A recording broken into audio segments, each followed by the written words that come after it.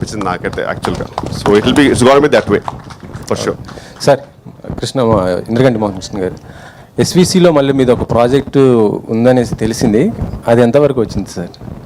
అది ఇందాకేదో ఒక రీల్ చూసాం కదా, హ్యాపెనో అనేది. అది చాలా కాలంగా చర్చ జరుగుతుందండి. గేమ్ చేంజర్ టైంలో రాజు గారు నన్ను కొంత మీరు బయట వేరే సినిమా చేసుకురండి, కొంచెం నాకు టైం పట్టేలా ఉందన్న వల్ల ఆగింది అది. ప్రస్తుతం నేను దాని గురించి ఎక్కువ మాట్లాడలేను, కానీ ఈ మధ్య సీరియస్ కదలికలు ప్రారంభమయ్యాయని నాకు ఎందుకు అనిపిస్తుంది. So probably will start moving in a good direction soon. అది ఉంది ఖచ్చితంగా. ఎస్పీసీలోనే రాజుగారు 2022 నుంచే చేద్దామని అంటున్నారు. అది we have to do that film. That's a commitment I have given to Raju గారు. సార్ అందులో నేను హర్ష గారు ఉన్నామని ఆయన అడుగుతున్నారు సార్, నన్ను అడుగుమన్నాడు. ఆడిషన్స్ డేట్ చెప్తాను నేను మళ్ళీ. అంటే అది సార్ ఆ ప్రాజెక్ట్ అది ప్రభాస్ గారి కోసం చేస్తుంది అనేసి అన్న జట నా వరకు అవి పుకార్లేనండి. దెర్ ఇస్ నోట్, అంటే నిజమైతే నాకు తెలిసేది అలాంటివి ఏం లేవు. At least they didn't come to be. అలా చాలా పుకార్లు were circulating for a while. So అవి కాదు.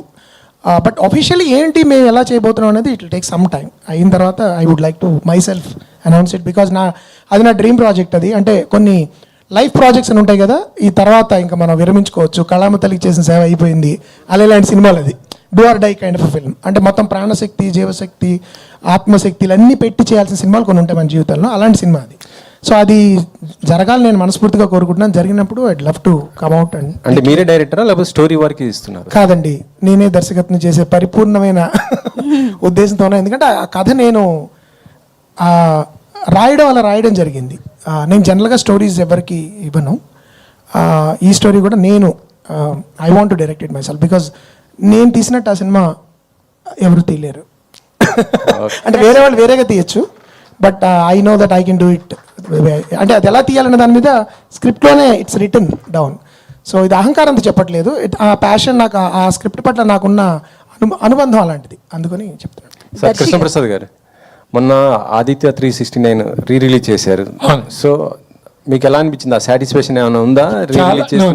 చాలా మంచి సాటిస్ఫాక్షన్ వచ్చిందండి. ఎందుకంటే ఈ ట్రెండ్కి ఈ యూత్ ఇంకా వాళ్ళు ఎగరబడి రాలేదే అని అనిపించుకోను. అందరికీ చూపించాలి అనుకున్నాను. 100% నాకు అది రివైవ్ అయిందండి. నాకు ఎనర్జీ నాకు కూడా రివైవ్ అయింది. బాలకృష్ణ గారు ఈజ్ ఆల్సో సో హ్యాపీ.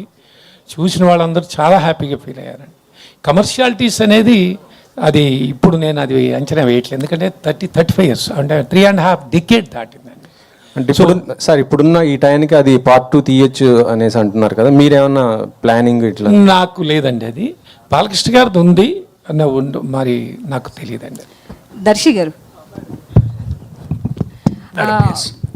ఇంతకీ రూపా గారికి పచ్చళ్ళు